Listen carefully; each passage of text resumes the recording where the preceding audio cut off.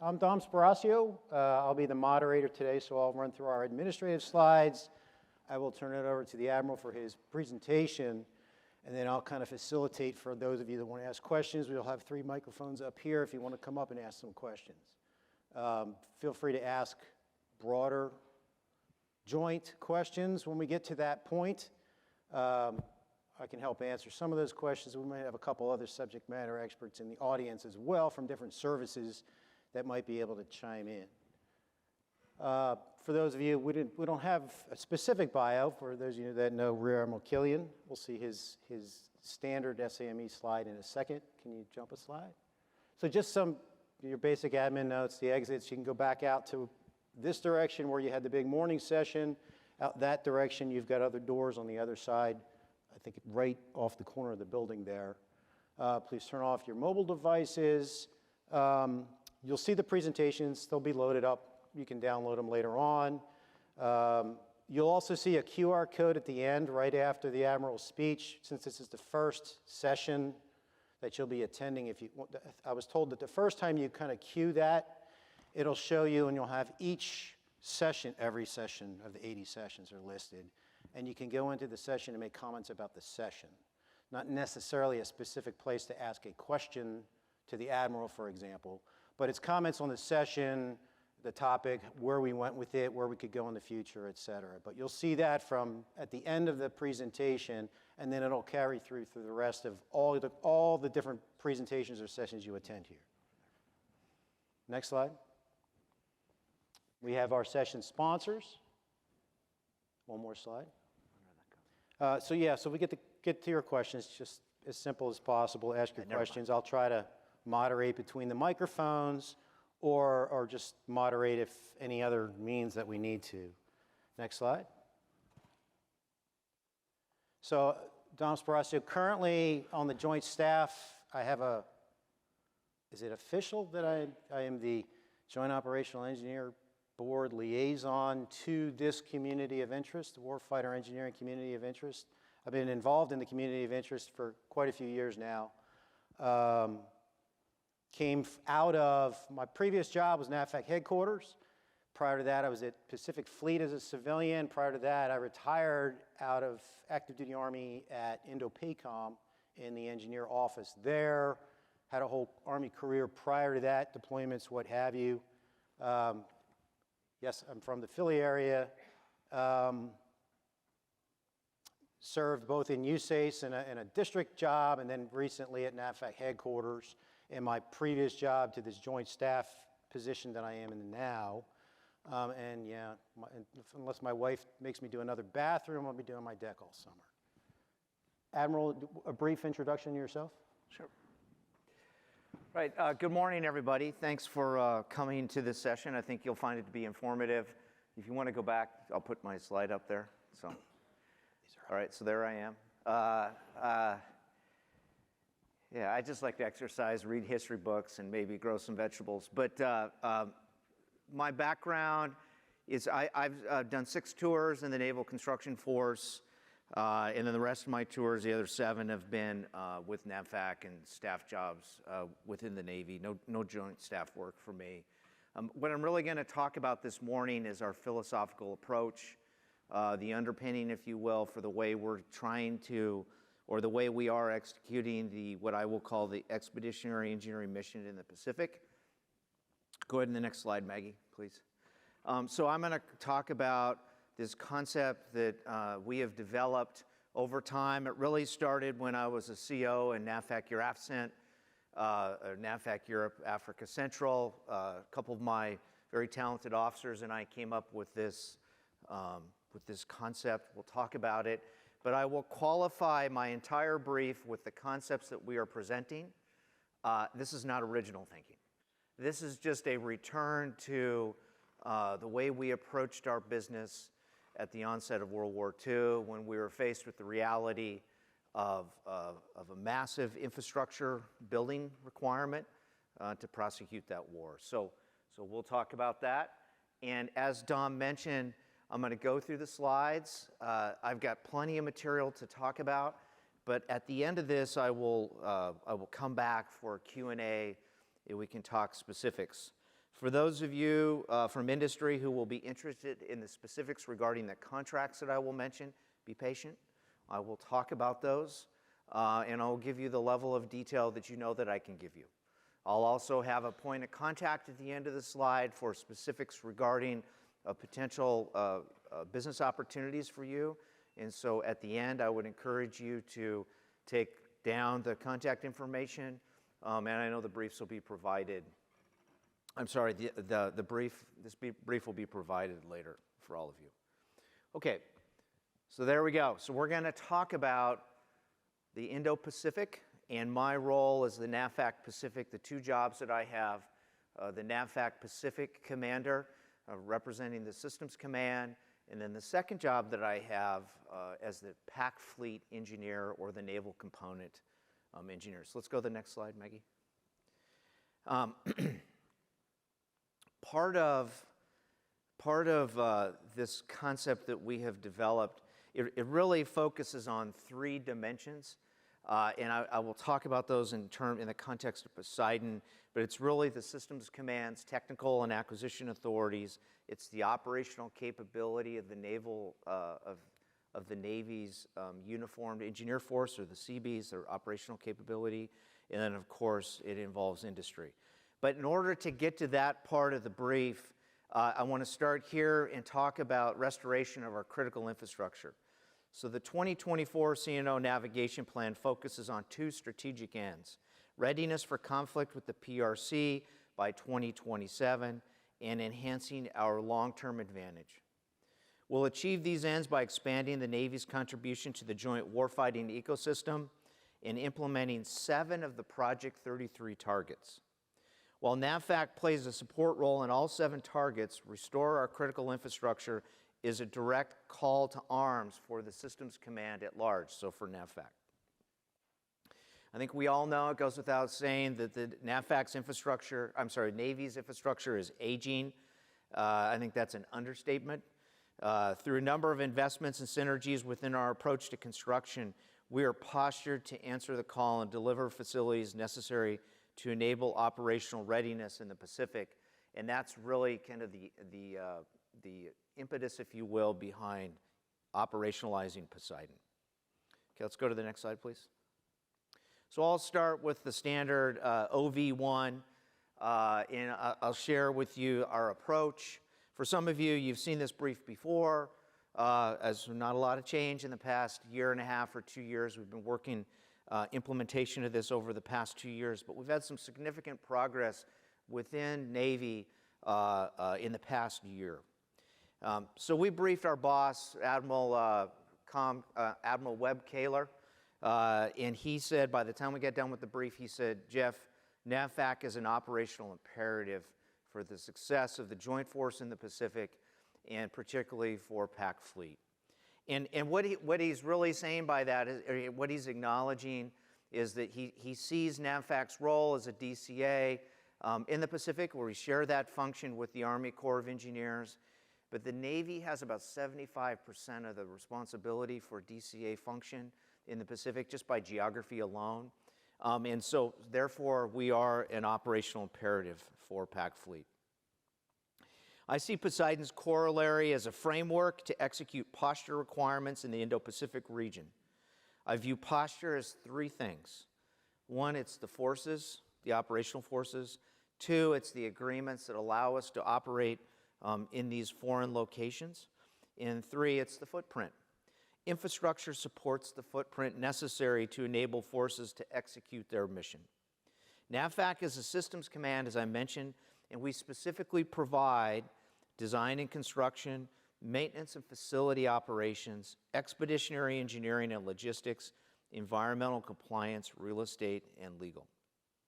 On the operational force side, the Seabees provide fleet support for construction, tactical command and control, construction management, and absolutely, doctrinally, we have linkage to the Marine Corps.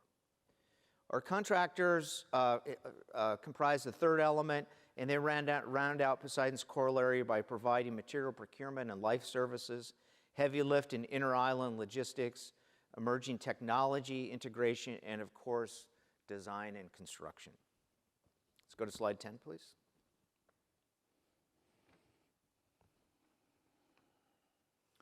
Okay, so why Poseidon?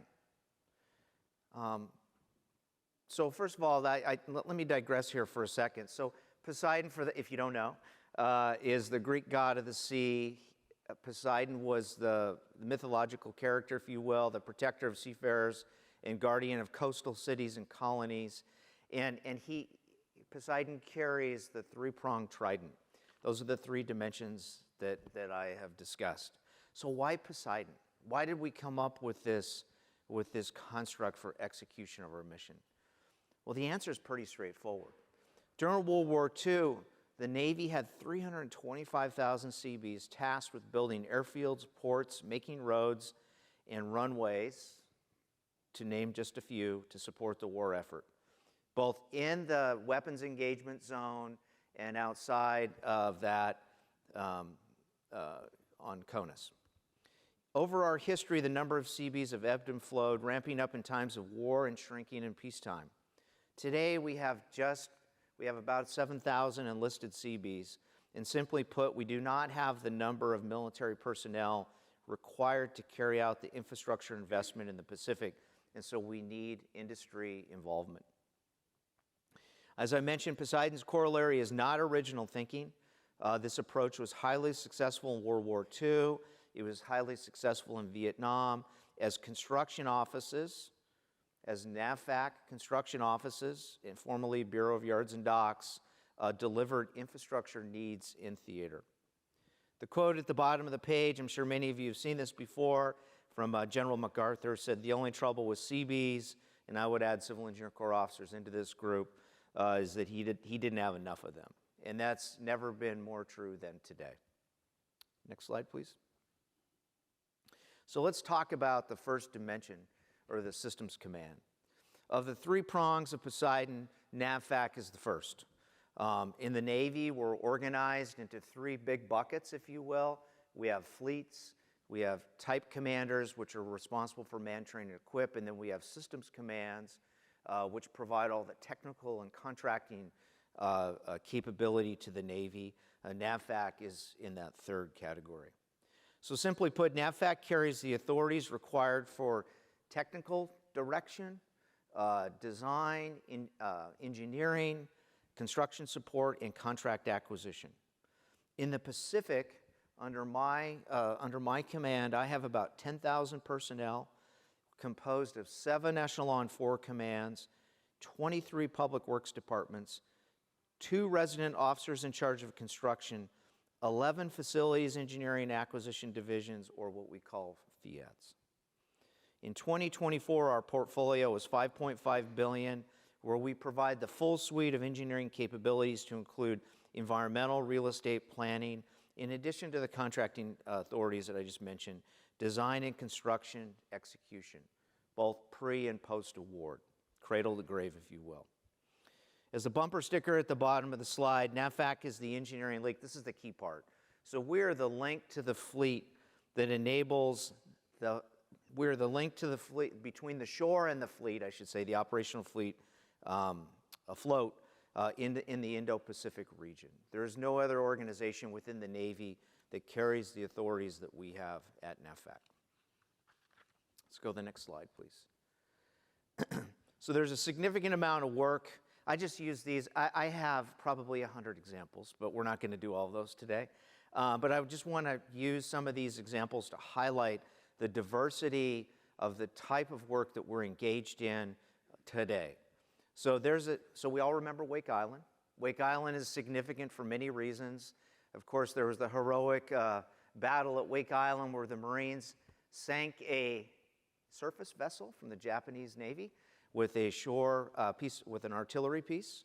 That's also where the Seabee, the concept of the Seabees, was created.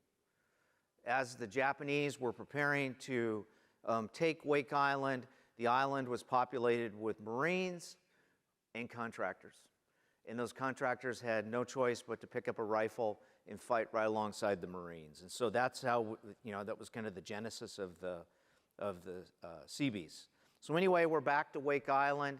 We've maintained a presence there for 80 years, but some new investment is going to be going in. And we're in the process now of creating a construction office to support that effort. The top right picture is a warehouse and maintenance facility in the Philippines, completed last year. This is an example of posture projects that we execute on behalf of the Joint Force under the direction from Indo-Pacific. The bottom right is a photo of NAVFAC XWIC, which is our warfare center.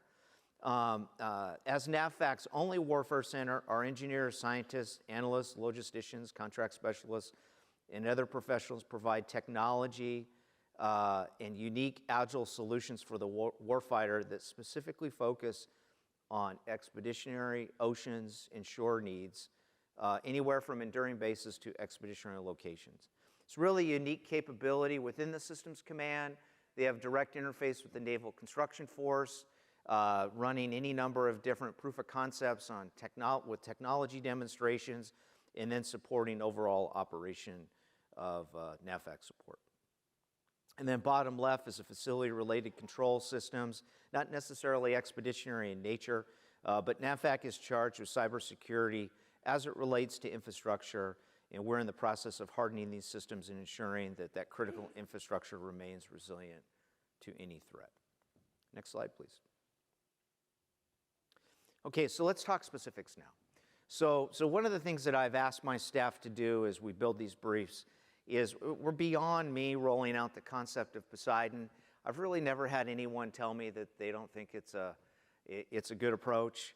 So I'm not trying to convince you folks. I'm providing for awareness. But I want to talk specifically about what we've done in FY24 and what we're doing moving forward with our approach.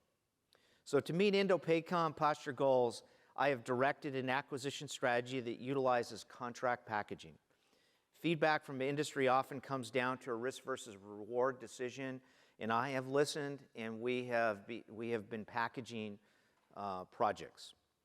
From the perspective of industry, larger projects mean more potential profit, which ultimately gives the government a better price because we have competition with the interest that is generated.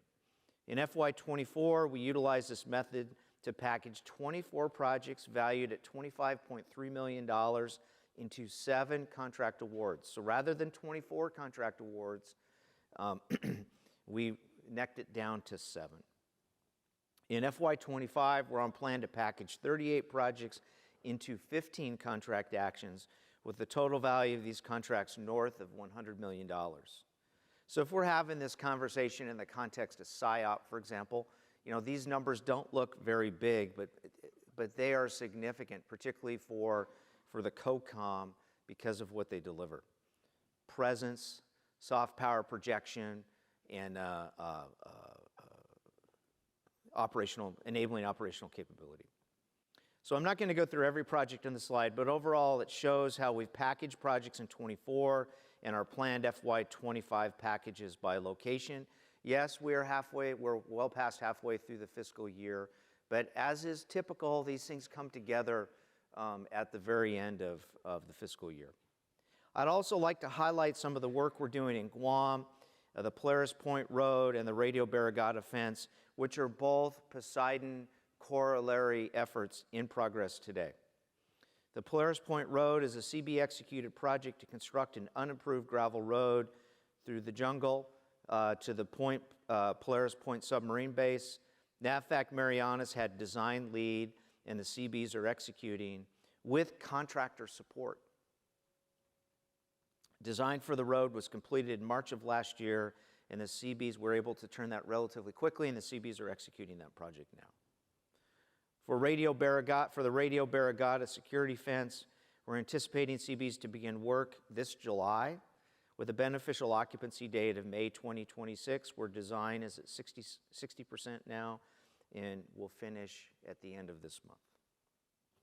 This project, like the Polaris Point project, will require contractor support for us to be able to execute it. In Papua New Guinea, we're executing a CB project that is incorporating all aspects of Poseidon's Corollary. NAVFAC has provided design and expeditionary engineering support.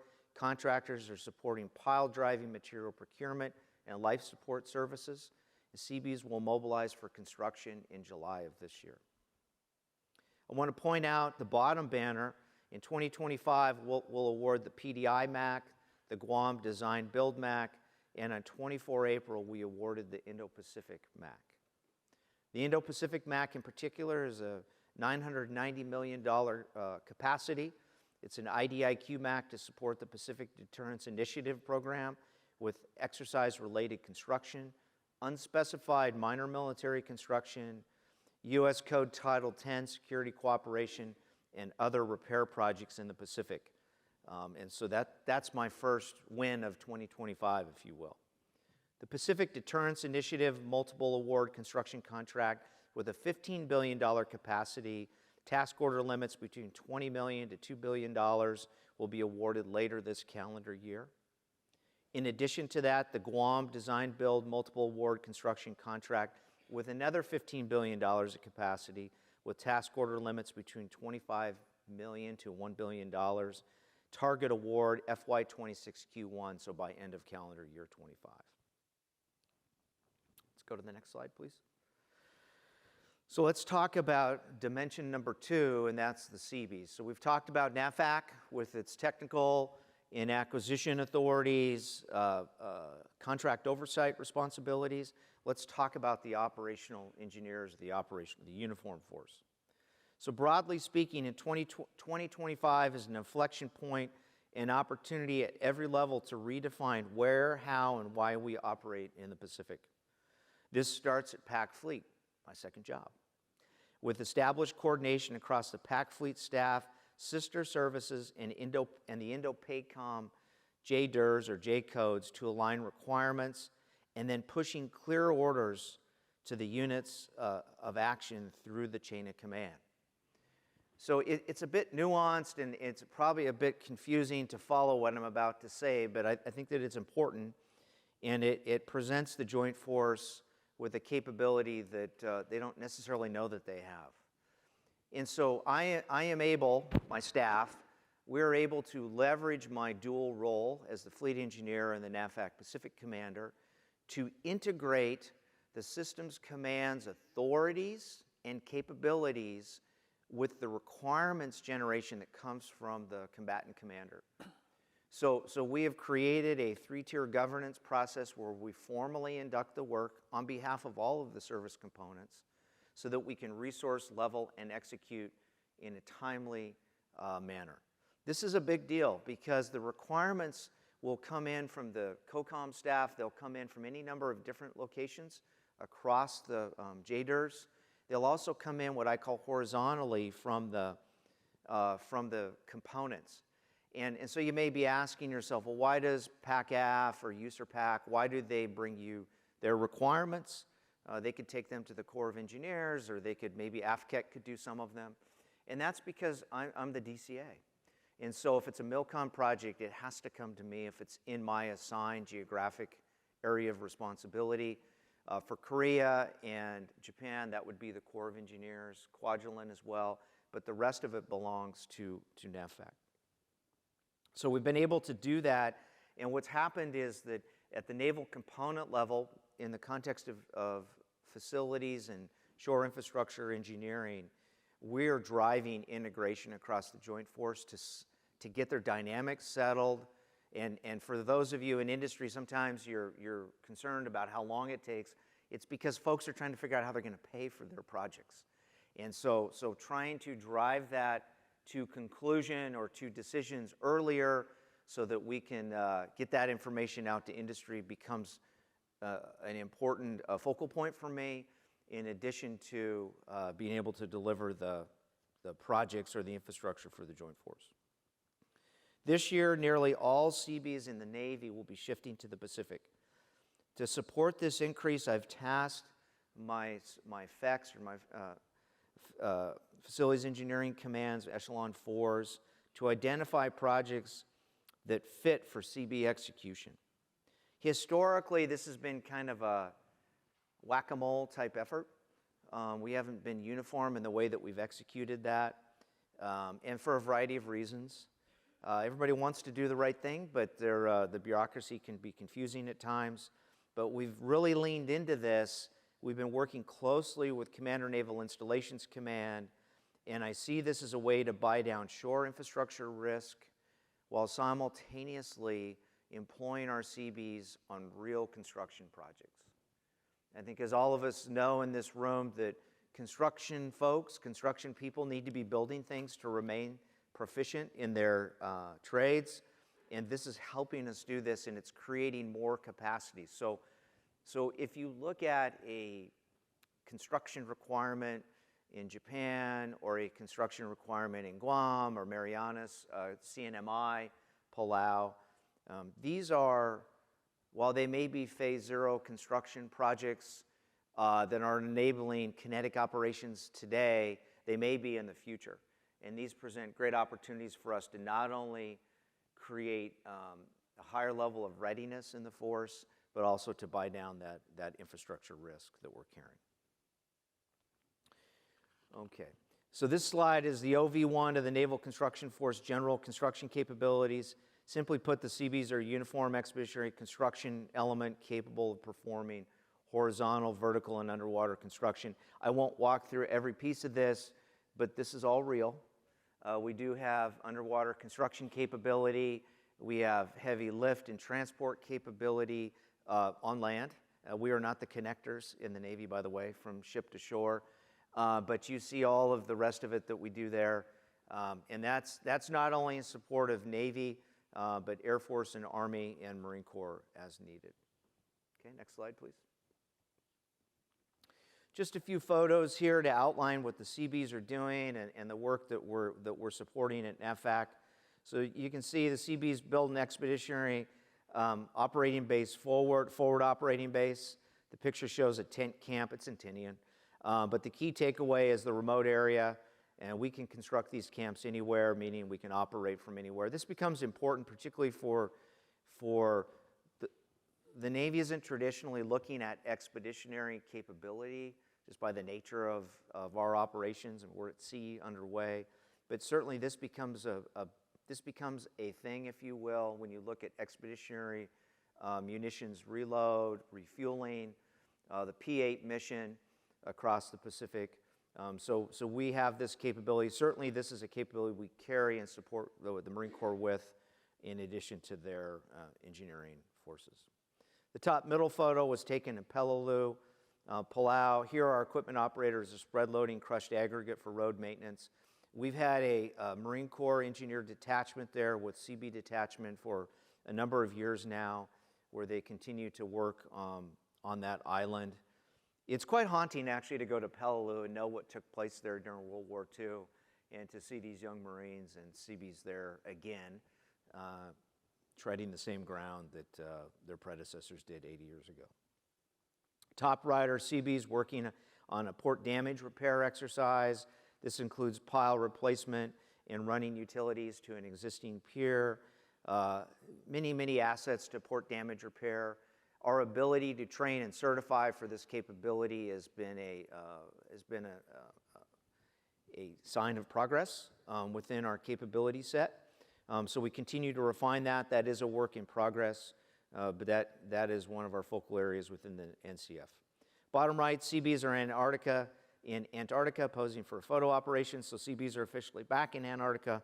It's been many decades since we've been there, but we do have folks down there now. Working to the left on the bottom row of pictures, you see a steel worker, second class, E5, jumping into the water, about to begin underwater welding operations. And this photo was taken in Chuuk. Next, you have a CB tying rebar for future concrete placement. And finally, on the bottom left, are CBs placing concrete. Next slide, please.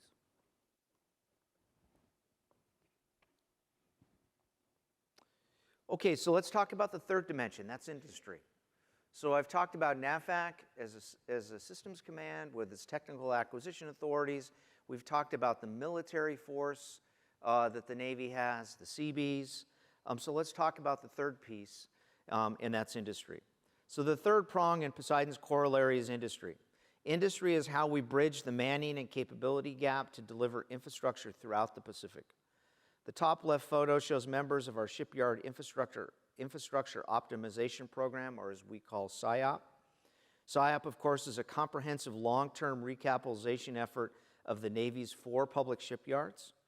On behalf of the SIOP program, NAVFAC has completed 32 facility projects totaling $897 million, with an additional 40 projects worth $6 billion under contract. The top middle picture highlights one of our active projects under the SIOP program. P209, or the Dry Dock 5 project, is approximately a $4 billion project to construct a Virginia-class Block 5 capable graving dock to replace the functionally obsolete Dry Dock 3 in Pearl Harbor. And for those history buffs out there, Dry Dock 3 in Pearl Harbor was the dry dock that Admiral Nimitz pulled Yorktown into as it was damaged in battle, turned it around in 48 hours, and sent it off to Midway, where it fought its last battle. So a modern submarine cannot fit in a dry dock that held a World War II class aircraft carrier. So P209 is currently the largest project in the Navy, and until P454 in the Northwest overtakes this title, it'll be historically the largest project we've done, construction project we've done in the Navy.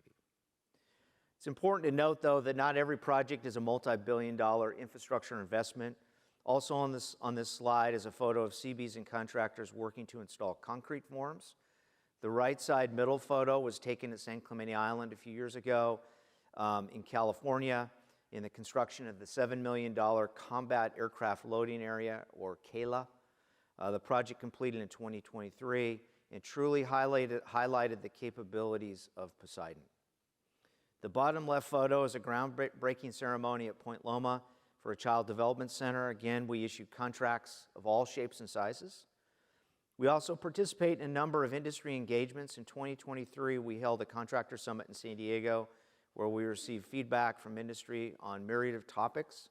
These events also allow us as the government to communicate the demand signal. Earlier this year, I briefed the Association of General Contractors in San Diego on upcoming work in the Pacific. The tough part, I know, for you folks out there in industries, you always want information. I try to give you everything I can on upcoming contracts and projects. And I think you folks understand that we have to be equitable in the way that we share that information, but I'm grateful for your information and your interest. It's very helpful. We've also invited industry to participate. This is really through our GCS, our Global Contingency Services multiple award contract, to participate in our Wartime Acquisition Response Planning exercise set. We've done this in the past 2 years. We've done this 4 times in the Pacific. Our WARP tabletop exercise consists of a simulated wartime scenario where we ask contractors to provide their approach and identify assumptions and risks and recommendations.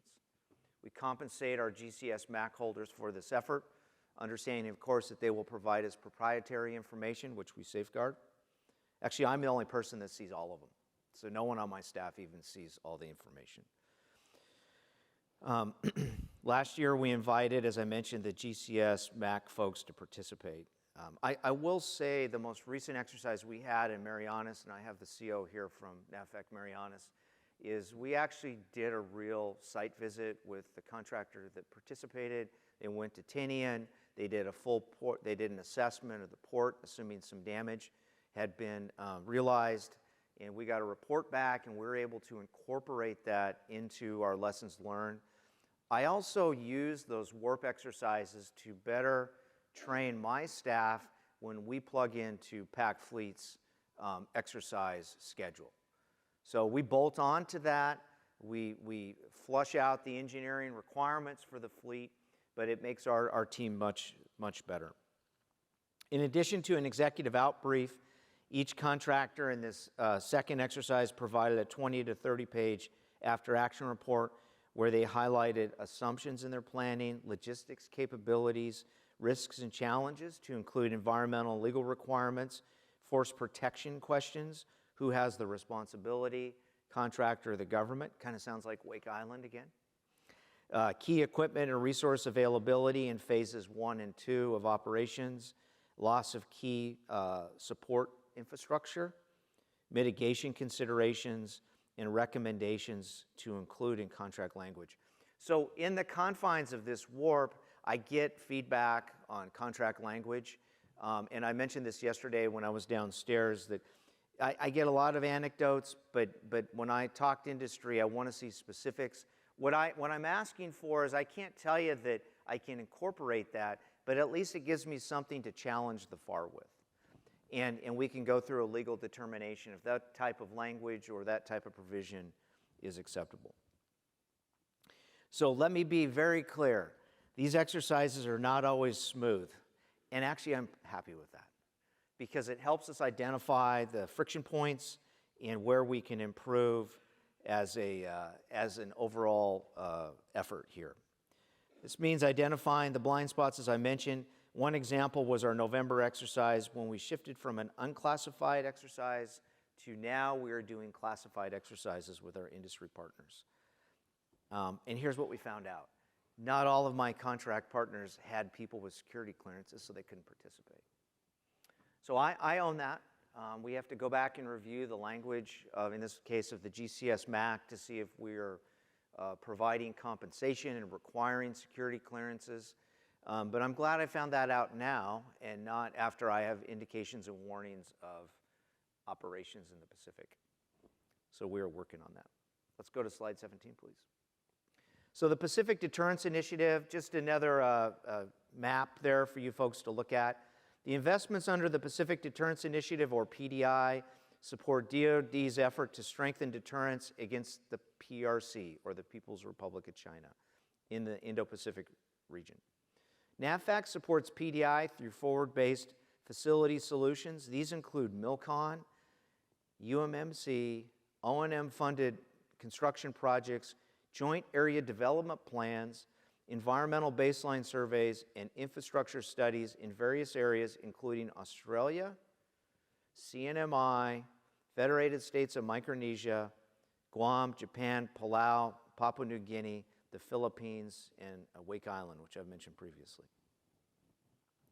In FY24, NAVFAC awarded 21 Army, Air Force, and Marine Corps posture projects in the Philippines and Australia. This fiscal year, NAVFAC will execute Navy posture projects in Australia, FSM, Japan, Palau, Papua New Guinea, and the Philippines. Navigating construction remote areas can be challenging, with country-specific restrictions, environmental requirements, real estate issues, and access issues. The new addition of the Joint Area Development Plans helps deconflict requirements, which becomes a thing as you look to support the joint force, because sometimes we have redundancy. We're able to deconflict those. Access issues, and ensure that DoD is speaking with one voice when approaching the host nation. This is more of an issue for the Joint Task Force Micronesia commander, as he has to work through the Paul Mill aspect of these operations. But what we're trying to avoid, and we don't want to become part of at NAVFAC, is we don't want to be participating in multiple voices talking to one tiny government at the same time. It gets confusing, and it results in a lot of frustration. Okay, let's go to the next slide, please. Let me talk specifically about Guam. So I'll say there's a lot going on in Guam. I think everybody knows that. In addition to Navy operations, in addition to kind of baseline or normal Navy operations in Guam, there are ongoing efforts for the Guam Defense System, or Missile Defense of Guam, in collaboration with Missile Defense Agency, Army, Air Force, and Federal Aviation Administration. Guam Defense System aims to deploy and operate integrated systems to defend the entirety of Guam. A few months ago, you saw that hopefully you saw on open source, we had a successful test shot. It was quite the accomplishment, but the part that no one really sees is how quickly NAVFAC was able to turn an idea into actual construction and completion in a very short period of time. Significant construction effort. So that with our industry partners, we're able to turn that around. So we're proving that it can be done. NAVFAC is executing a number of MILCON projects in support of both Navy and Army equities in the Guam Defense System.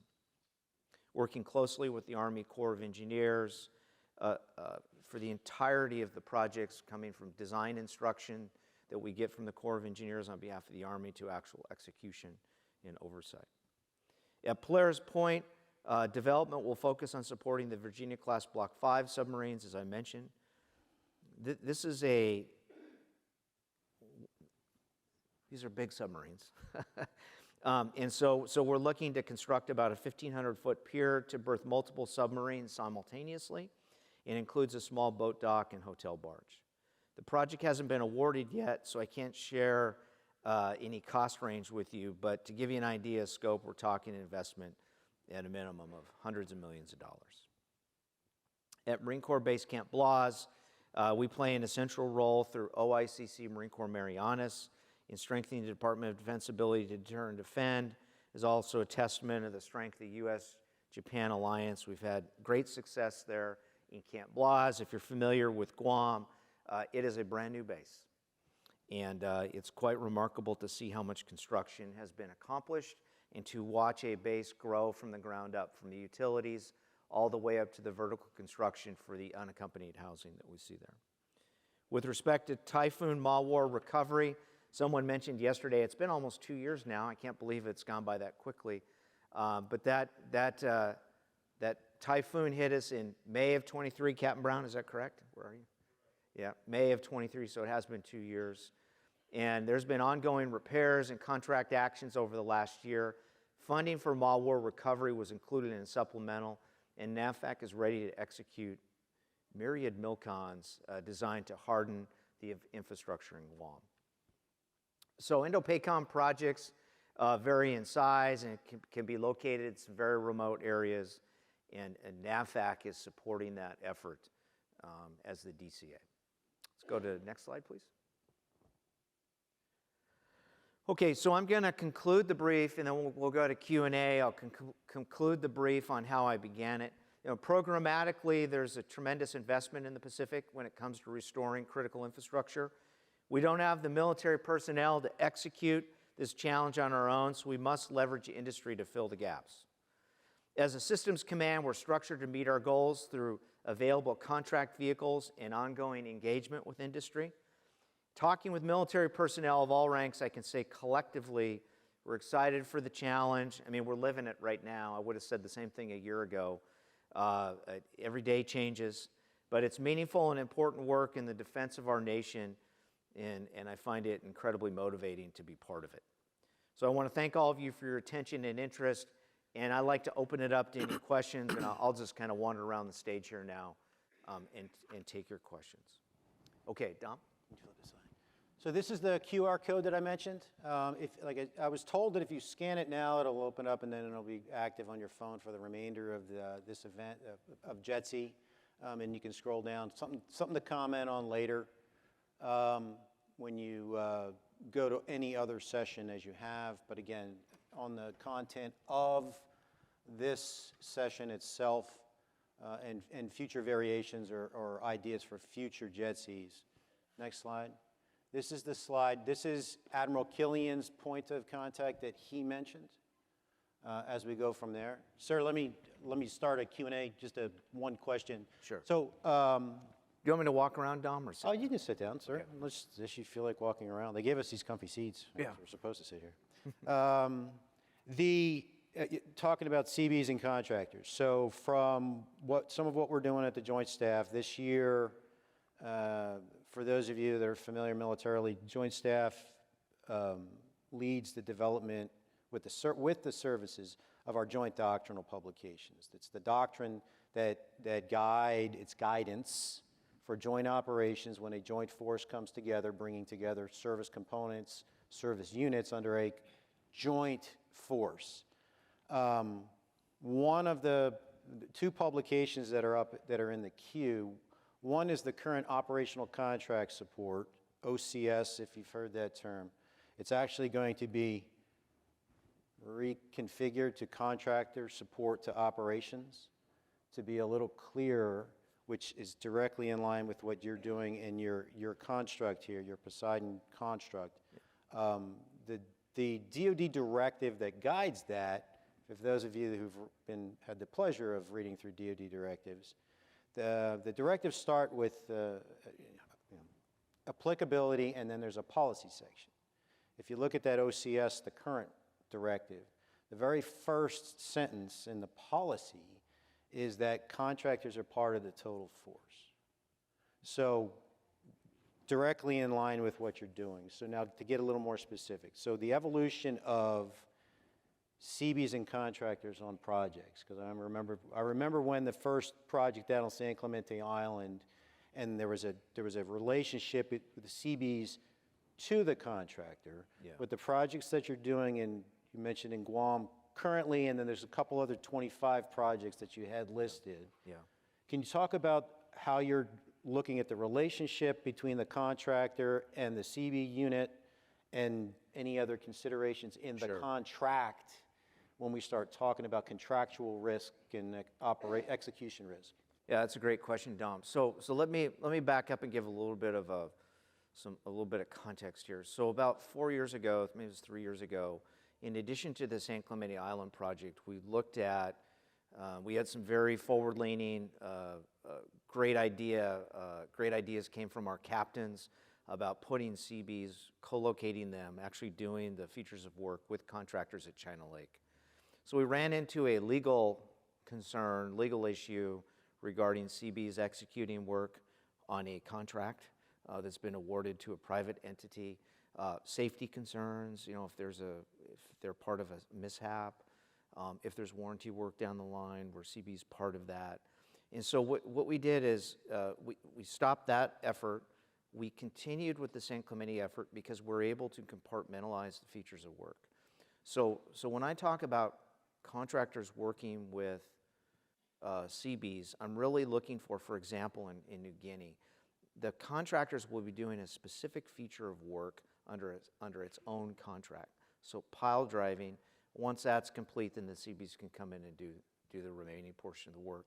So I want to make sure I'm not telegraphing to industry that the expectation is we're going to foist upon you crews of CBs to do work with your tradespeople.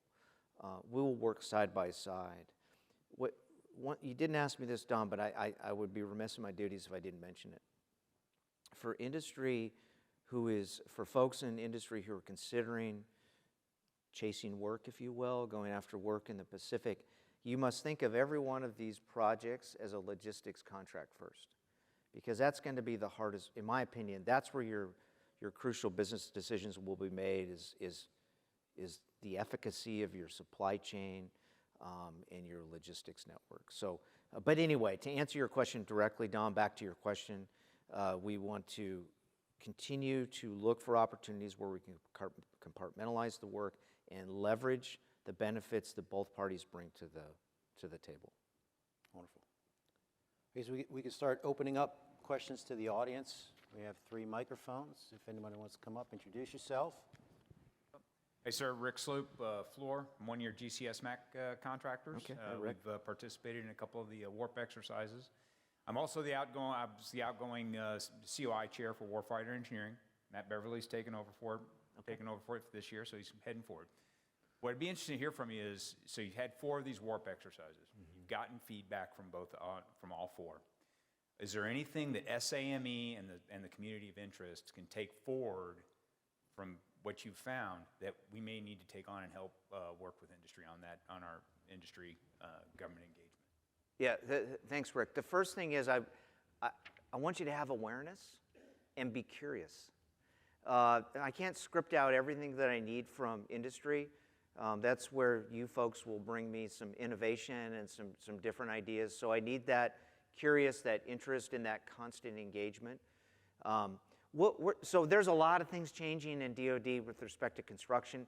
The FAR is under revision right now. We've got a huge change to our staffing numbers on our civilian side.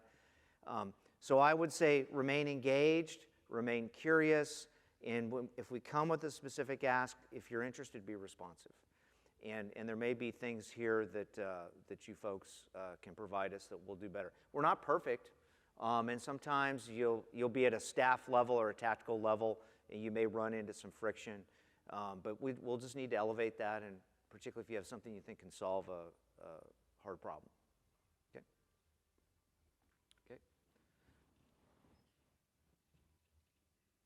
Admiral. Mike Aiken, V2X, also one of your GCS Max seat holders and participant in the warp exercises. One of the elements of the warp exercise, you asked for suggestions from the contractors that participated. Are any of those suggestions actually being implemented? And if so, is there a way we can find out what Navy is implementing in the suggestions? That's a fair question. I can't give you a status on that, but I'll certainly take it as a follow-up to give back to my GCS partners and let you know what we've done. Okay. Can you hear me? I can hear you. Microphone's on. Yeah. John Klein, Johnson Controls. Hey, John. Good to see you again. We're one of your contractors at Guam, your controls contractor at Guam. Our company is also part of your cybersecurity, IGE.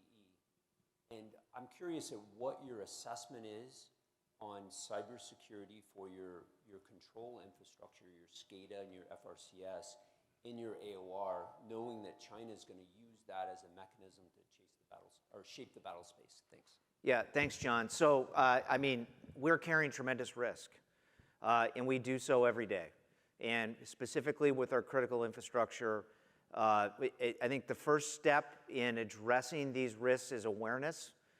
Within the Systems Command, we're in the process now of revisiting our execution framework, if you will, the way that we're organized and the way that we will manage that work. But it continues to be a significant source of risk for us, as with everything else in Guam. I mean, the entire infrastructure set there is vulnerable, and I would offer even in Hawaii and CONUS. So it's an area that we are paying attention to. It's also an area that within the Navy, it's not really well known what NAVFAC is responsible for in the cybersecurity realm. So John, that's my answer for you. Okay. Hi, sir. How are you? Arpin Patel with AYP Consultants. There's a couple themes that you brought up, and I appreciate the comments on industry and government approach here.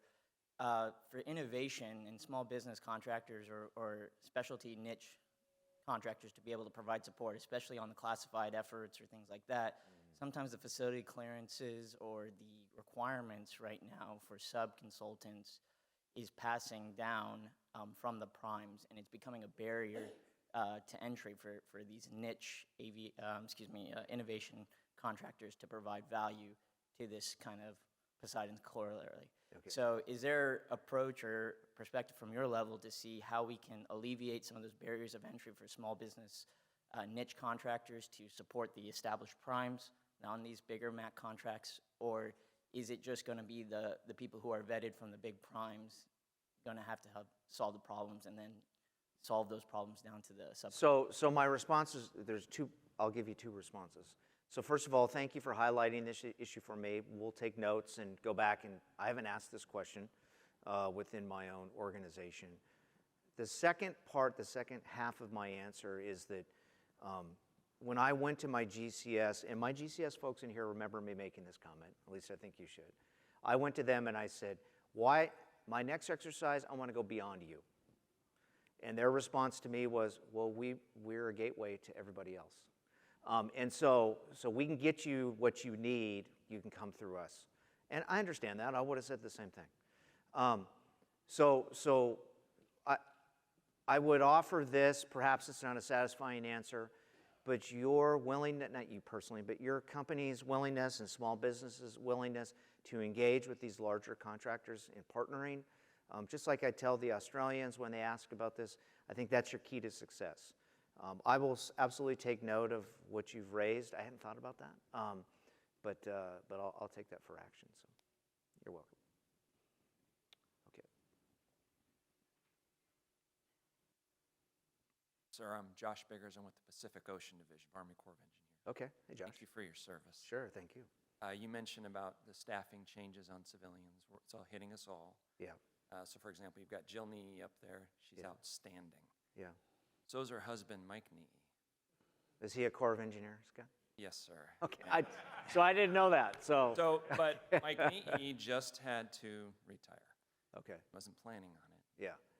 We've lost a lot. We've lost not just decades or centuries, but millennia of people on our end, and yours is the same.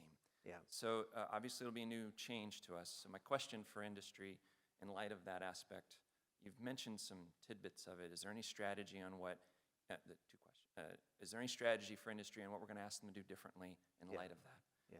And the second is how are we building the next Jill NII? Yeah. What is our strategy? Do you see any change in how we develop that? Yeah, okay, thanks, Josh. Those are two heavy questions, my friend. Okay, so what will we ask of industry?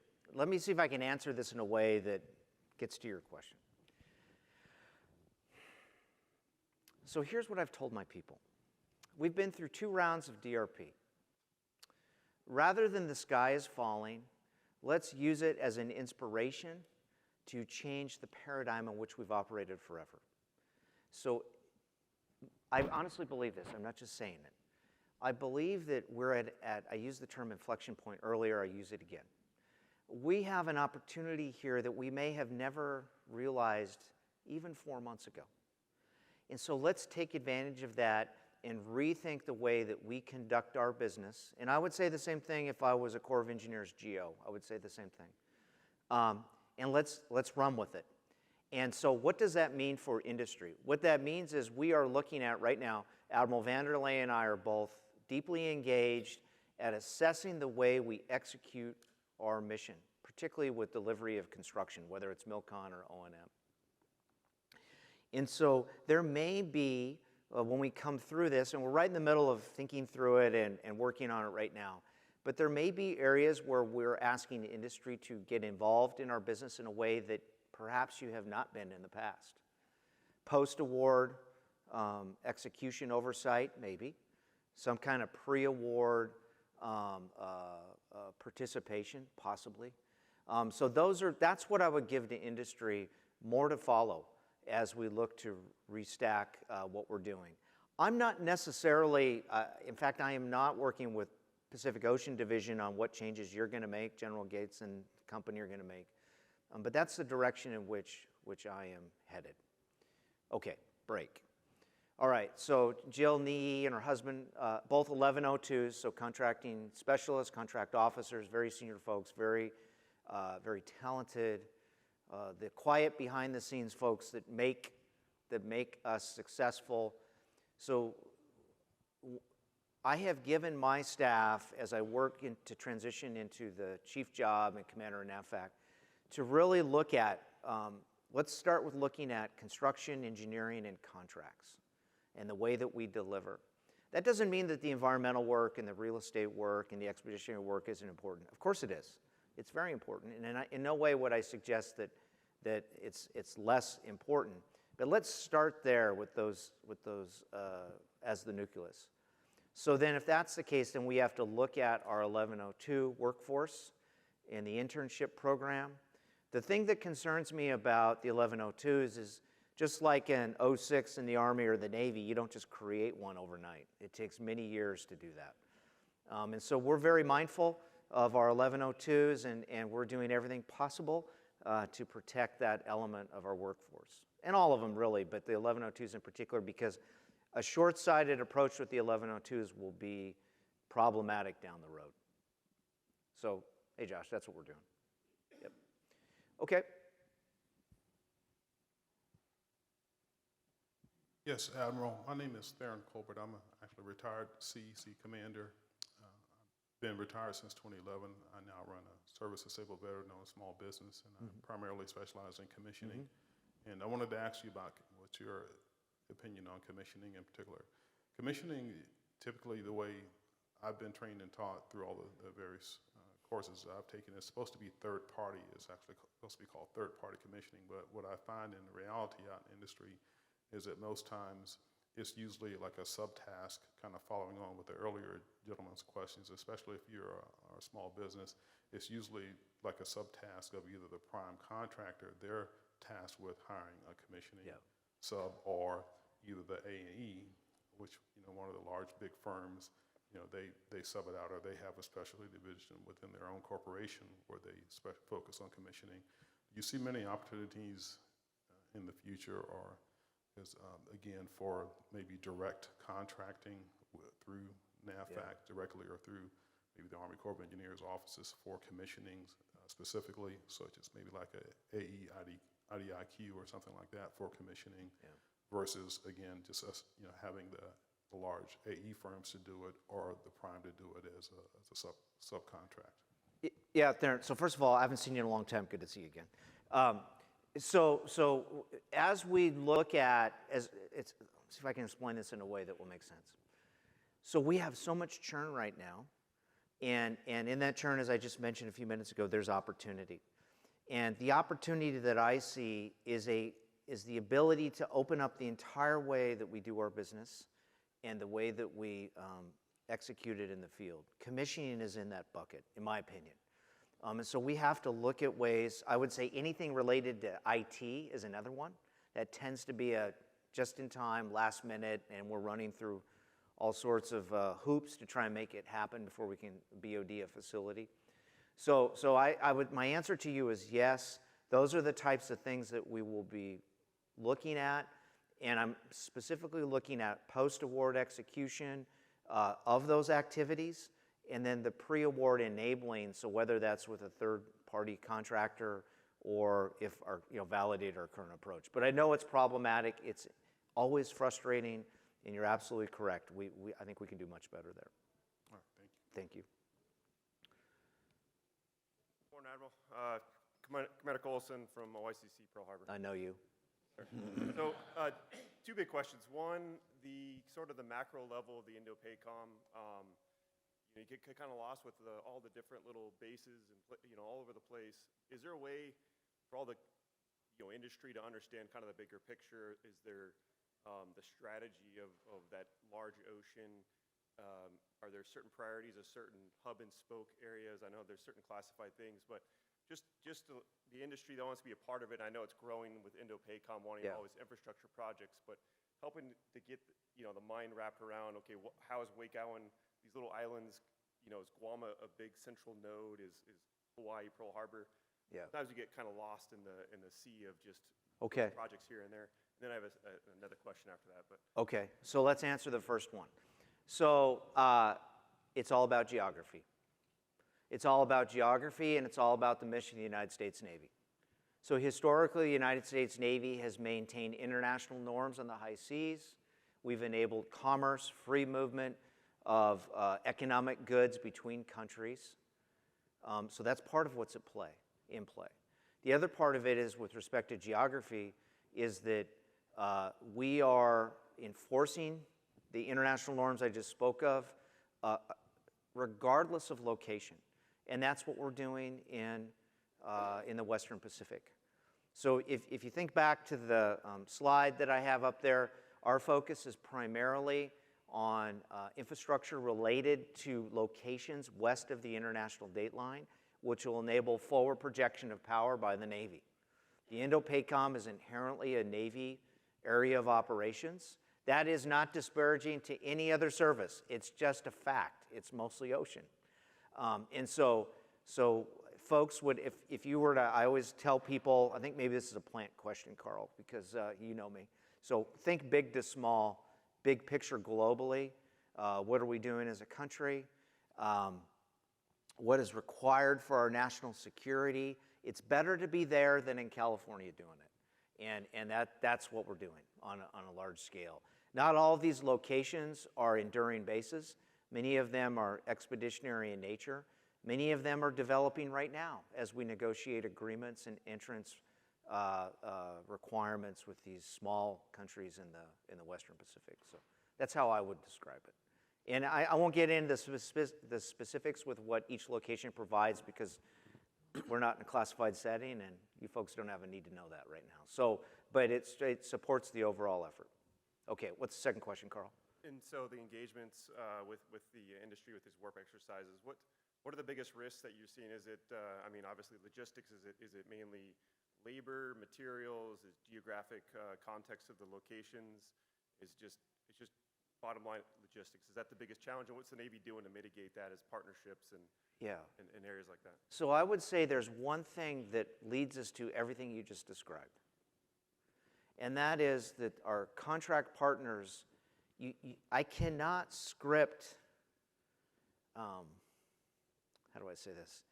You folks have to understand it's important to seek out the unknown unknowns, if you will. You know, the vendor, the hardware vendor in Chuk, what can they provide? If you're going to bid a contract in Chuk, how do you get cement, aggregate, sand? How do you do that? These are things that I'm trying to press with my GCS folks to be thinking about, because that's the stuff that's going to slow us down. Technically, the construction projects they're not going to be difficult. If I'm going to ask you to build a pre-engineered metal building, I think that's pretty straightforward. But how do you get the concrete for the slab-on-grade placement or the spread footers? How do you get the reinforcing steel? That's where I need these companies, I need the industry to be thinking deeper and be more comprehensive. And if you're serious about doing this work, going after this work, I think that I believe that if you can develop the relationships locally with the folks that will enable you to execute the construction, including figuring out the labor piece, I think you're going to leave your competitors in the dust. Because that part's in my opinion, is the hardest part. And then with that, it gets you to everything else. Force protection, environmental concerns, and all that. But you have to be able to think in that way first. Okay, thanks, Carl. I can comment back on the first question. Folks in here attend the Pacific SAME events. Indo-Pacom frequently presents. There was a query that came through our office recently. We had to go up to DASD, EINE, who policy for MILCON and everything else, and the offices that manage. We have enduring location master list. Military folks might be familiar. DoD has enduring locations outside the U.S., all the bases outside of the United States, outside of the states themselves. So Guam, for example. And there's scales. You have main operating bases, forward operating sites, and cooperative security locations that have no permanently assigned forces. So there's a scale to that, and there's a list. And it shows the country, a little bit about the location. It might just be the country. It might be specifically an airport, seaport, something like that. And then currently there's a box in this chart that says purpose. Purpose is the classified part. They're in the process of trying to unclassify the list a little. So it's quite possible I heard, did they say there's a fall, Pacific or Hawaii's doing the fall event? It's quite possible the Indo-Pacom engineers could come out with a better visual of the Pacific and the locations that Indo-Pacom and all the services are looking at for an unclassified view of the locations. And then you can start talking about projects at those locations. Hey, Sir, Sam. Sam Guest, a student at NC State right now, and Okay. both of you just kind of touched on kind of my question. It is kind of a warfighting question, but as Indo-Pacom's infrastructure portfolio pushes west, how do you ensure that that infrastructure project meets the intended deterrence initiative and is not then just taken over by the PRC for economic investment or something like that? Yeah. Okay, Sam, that's a fantastic question. So I'm going to approach it, once again, I do things in two parts. So any requirement, any construction project, I should say not any, every construction project requirement that we get at NAVFAC has to be validated by the Indo-Pacom, So they're all legitimate. If one of the challenges that we have is because engineers are very collaborative, I'll make this up. So let's say I get a phone call, or my folks, one of my captains gets a phone call from USERPAC, and hey, we want something we're thinking about doing in the Philippines. Can you guys do it for us? On first blush, my folks are probably going to say, sure, we can find a way to do it, particularly now that we have these 3 MACs. We will have these 3 MACs in place. But that doesn't necessarily mean that it's a validated requirement from the COCOM. And so part of this governance process included, the governance process we put in place mandated a work induction process. So 3-tiered governance, work induction, so that in collaboration with the COCOM, we validate that requirement so it's not wasted effort. We don't want to spend 8-9 months designing something for Indo-Pacom to come back and say, USERPAC didn't have the authority to ask for that. regardless of how they paid for it.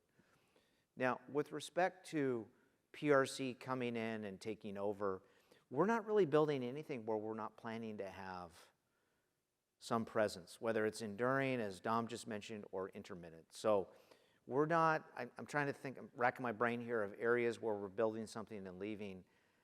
I don't really know of any place where we're doing that. But that's part of Indo-Pacom's process of vetting and validating requirements. It all aligns with their master plan, if you will. Okay? All right. Hey, Captain. Captain Steger, Kansas City Recruiting Battalion. We have some, the Corps and the Seabees have similar capabilities in gap crossing, horizontal and vertical construction. Yep. Is there any interest in, as we build this up, especially around Korea and Japan, doing more joint training opportunities? So, hey, Captain, that's a great question. So we're always looking for those. The CB commanders have leveraged in the past. We've certainly worked with the Marine Corps many times, particularly in Korea. And then Air Force, Red Horse in particular, in Guam and Okinawa. So we'll continue to look for those opportunities. I don't know, other than an operational commitment that we can't get out of, we're typically wanting to work with our joint brethren, joint engineers, including Army and Marine Corps. So, yep. So we'll continue doing that. And the one thing to remember, so the captain didn't ask me this, but I feel obligated to mention it. So CBs are not combat engineers. I'll say it in the vernacular of Marine amphibious operations planners. So we are post-forced entry general engineering support.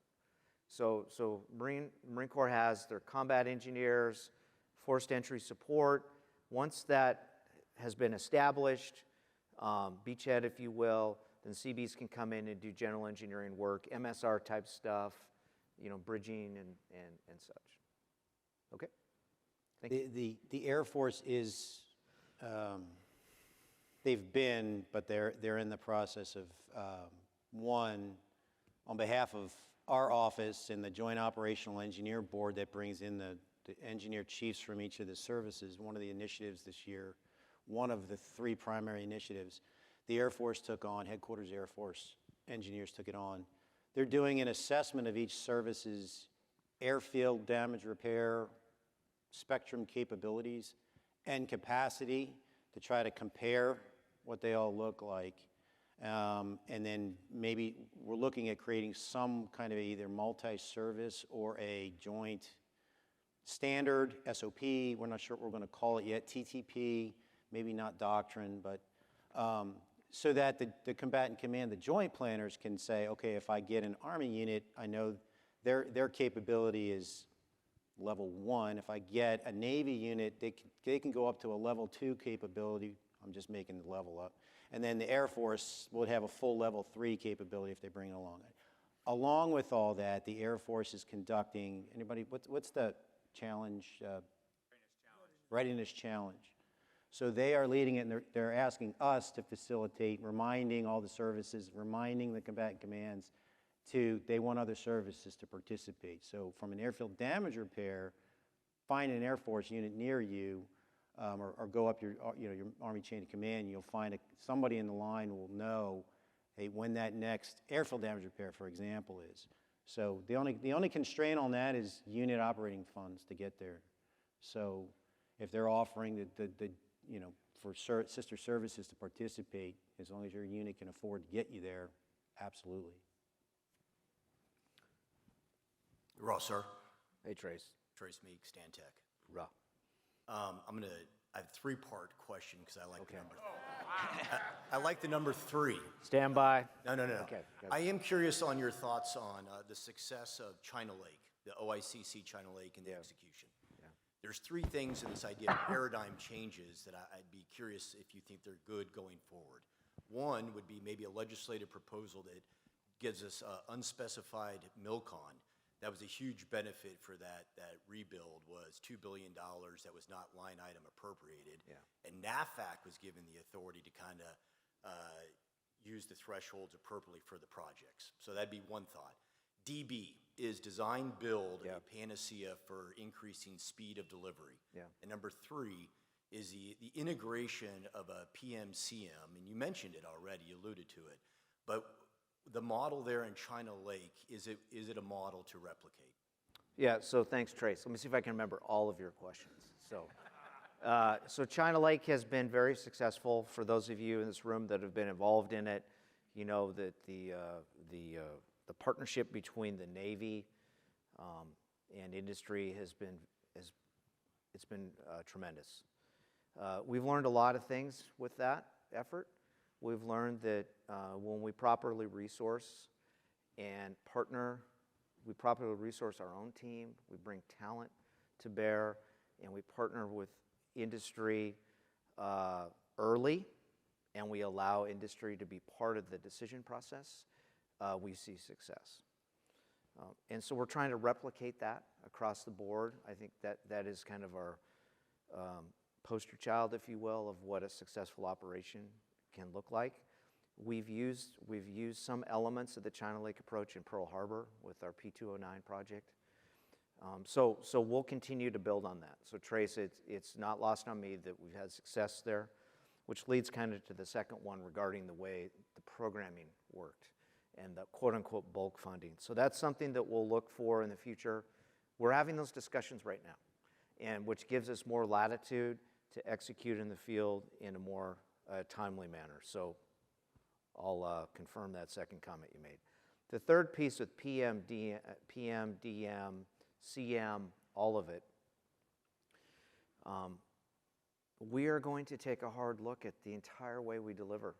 I'll say MILCON, but what I really mean by MILCON is MILCON and large-scale O&M projects. So some of those are bigger than MILCONs, many times bigger than MILCONs, but looking at, I have a hang-up, Trace, you know this because I've known you for a long time, but I hate to touch the work twice.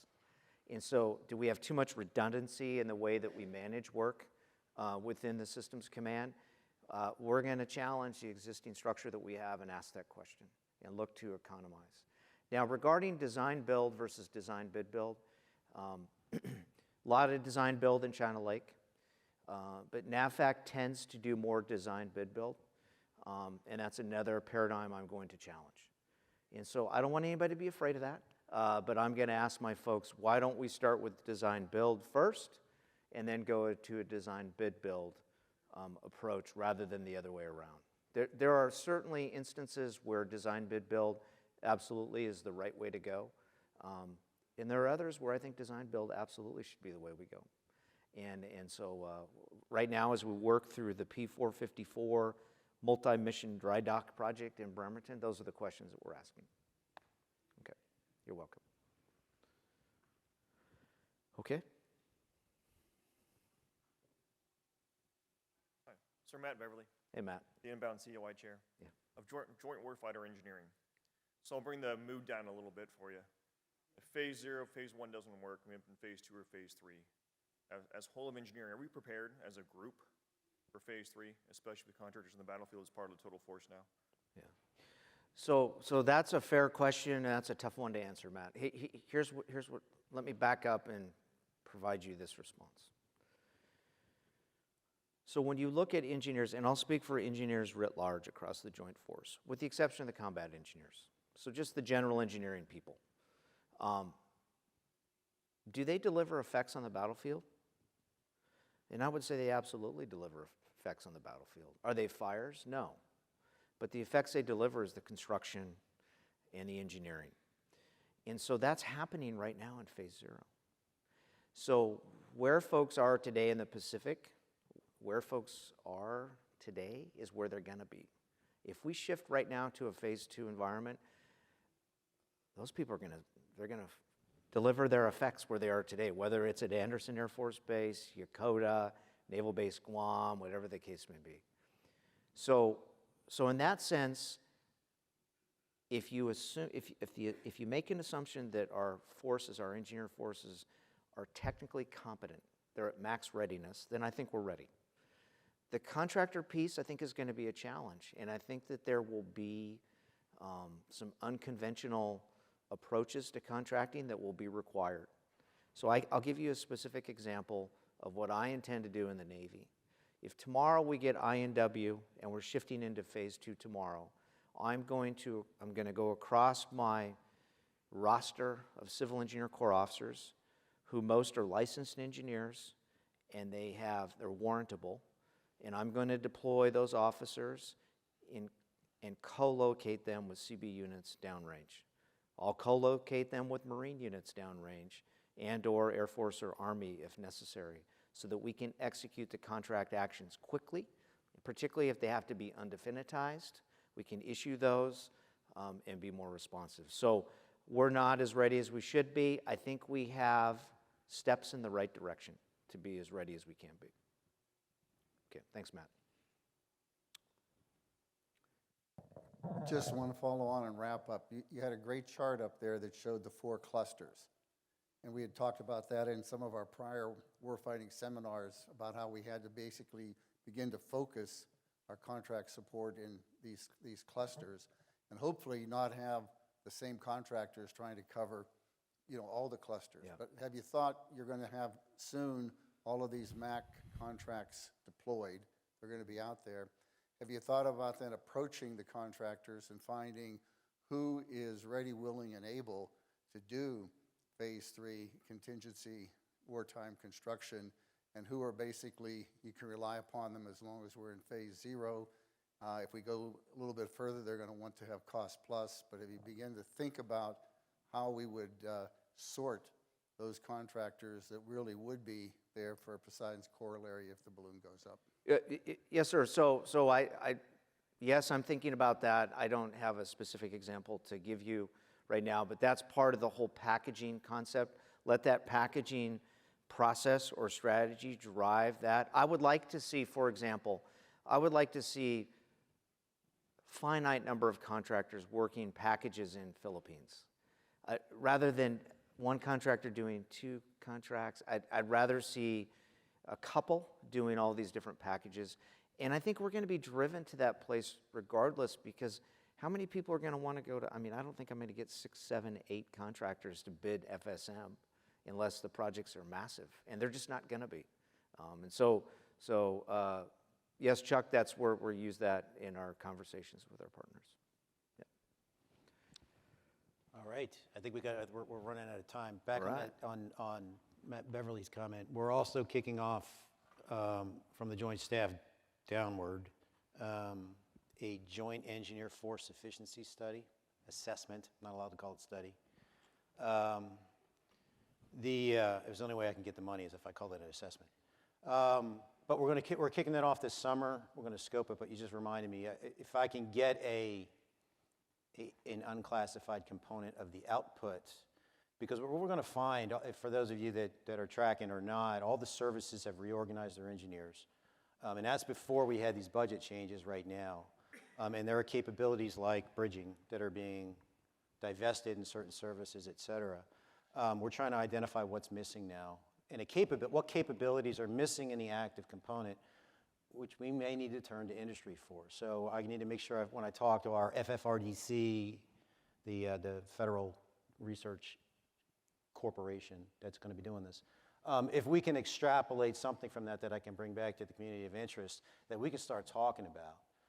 Not to say you're going to be right up there in the middle of the fight, but just like contracting for pile driving and then let CBs come in behind it, is it pile driving? What are we going to find that we really don't have in the active force or the military force, active or reserve, that doesn't exist, that we absolutely are going to need industry to do, and then we can start trying to elevate that through discussions or tabletops and what have you. Is there any closing comment? Yeah, thanks, Tom. So let me close my brief here with these words. So I mentioned already that whether you're a uniform or you're a contractor or you're a civil service person, I want you to be interested and I want you to be curious.